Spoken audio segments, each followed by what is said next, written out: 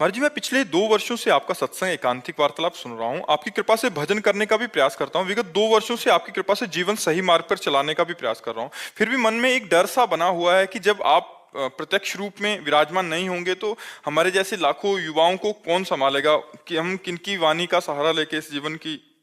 भगवान की ऐसी लीला है कि इसका नाम है मृत्यु लोक। यहाँ मरना तो पड़ेगा भैया, चाहे हम हो चाहे आप हो, समय आने पर शरीर छूटेगा। तो हमें लगता है कि संतों की वाणी हमारा सहयोग करती है। जो संतों के वाक्य हैं वही हमारे गाइड हैं। अगर हम संतों के वाक्यों को माने तो संत के चले जाने पर वाक्य तो रहेंगे ना, हम उन वाक्यों के अनुसार चलें। शरीर तो नाशवान है, आज है कल नहीं रहेगा, ये पक्का है। हमारा तुम्हारा या किसी का भी जब जहाँ जिसका आया उसको शरीर छोड़ के जाना पड़ेगा। लेकिन उनके वाक्य, उनके आदर्श, उनके सिद्धांत हमारे जीवन में पूरे जीवन साथ रह सकते हैं। तो हमें लगता है, हमें जैसे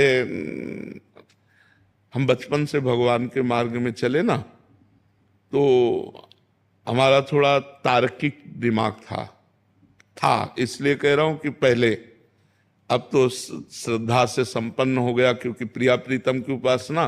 पहले सन्यास मार्ग में तो बच्चापन से हमारा तार्किक दिमाग था। किसी व्यक्ति का सानिध्य स्वीकार करना हमारे स्वभाव में नहीं था। दूर से उसका परीक्षण करना, अगर लग रहा है कि हमें है तो फिर तो हम आदर्श किसको माने, तो पूज्यपाद उड़िया बाबा की वाणी, उसको हम जीवन भर अपने पास रखा है। आज भी हमारे पास विराजमान है, जीवन भर पास रखा है। तो संत को ऐसा चलना चाहिए, ऐसे चलना चाहिए। बाबा ने जो जो उपदेश किए बस उन्हीं का, बाबा के चरणों का आश्रय लेकर के, उन्हीं को गुरु मान करके, उन्हीं के बात मानकर आज भी उन्हीं के वचनों के अनुसार चलने की चेष्टा कर रहे हैं।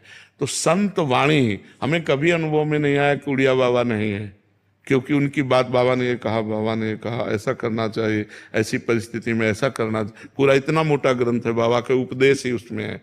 साधक के लिए, ज्ञानी के लिए, भक्त के लिए, स्त्री के लिए, पुरुष के लिए, बच्चा के लिए, सबके लिए उपदेश है। तो वही जीवन भर आदर्श माना। तो हमें लगता है अगर हम संतों की वाणी को अपना मित्र बना लें तो वियोग का दुख नहीं अनुभव होगा। अगर हम शरीर को अपना मित्र मानेंगे तो ये मरण धर्मा है, इसका नाश होगा। आज नहीं तो कल जरूर नाश होगा। ये नाशवान का नाश होगा, मुझ अविनाशी का कभी नाश नहीं होना।